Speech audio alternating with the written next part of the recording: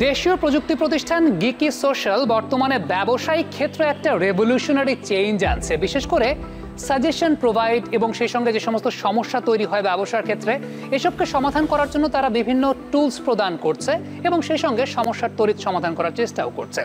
এক্ষেত্রে একটা বিষয় প্রমাণ হয় যে দেশীয় মেধা যদি আমরা কাজে লাগাতে পারি সেক্ষেত্রে কিন্তু অনেক কিছুই করা সম্ভব।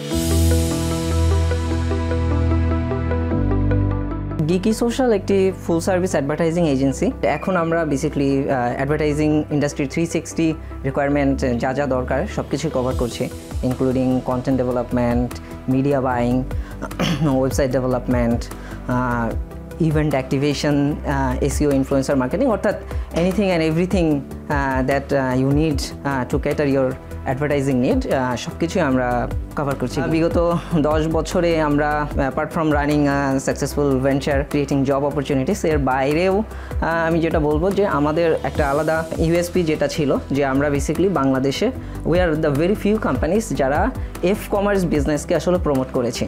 ফেসবুক ভিত্তিক যে উদ্যোক্তা, ফেসবুক পেজের মাধ্যমে বিজনেস করে যে একটা এন্টায়ার বিজনেস দাঁড় করানো যায়, এই পুরো প্রসেসটাই বেসিক্যালি ঠিক 2014-15 সালের থেকে আসলে যে অল্প কয়েকটি কোম্পানি যারা আসলে পুরো ব্যাপারটা নিয়ে কাজ করেছে, আমরা তাদের মধ্যে অন্যতম ছিলাম। আমরা 2015 সালে for the first time commerce summit arrange করি বাংলাদেশে, এবং তার পরবর্তীতে পরে আরও 2 বছর এই ন্যাশনাল ইভেন্টটা আমরা কন্টিনিউ করি। এইখানে কমার্স সামিটে যেটা হয় যে আমরা কীভাবে আসলে ফেসবুকের মাধ্যমে বিজনেসটা পরিচালনা করবে, এই পুরো ব্যাপারটাকে পপুলার করার জন্য, পুরো ব্যাপারটার এই টেকনিক্যাল নো-হাউটা শেয়ার করার জন্য আমরা একটা জাতীয় পর্যায়ের একটা অনুষ্ঠান আয়োজন করি, এবং এখানে ওই সময়ের আসলে যারা ভালো করছিল সেই উদ্যোগগুলোকে আমরা সামনে নিয়ে আসি, তাদেরকে হাইলাইট করি, তাদেরকে প্রমোট করি।